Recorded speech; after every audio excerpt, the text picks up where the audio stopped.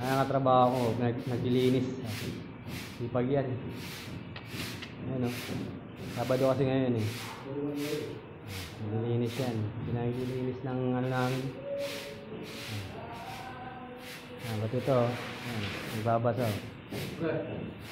Ayan. Ano yan, mga supportive yan sa mga trabaho. Ayan.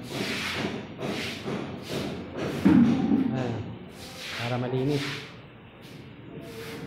Ayan. Malinis sila ngayon eh.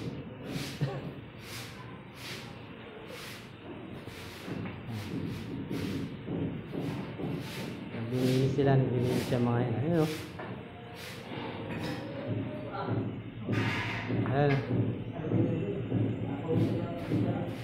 Naglilinis sila ngayon eh, mga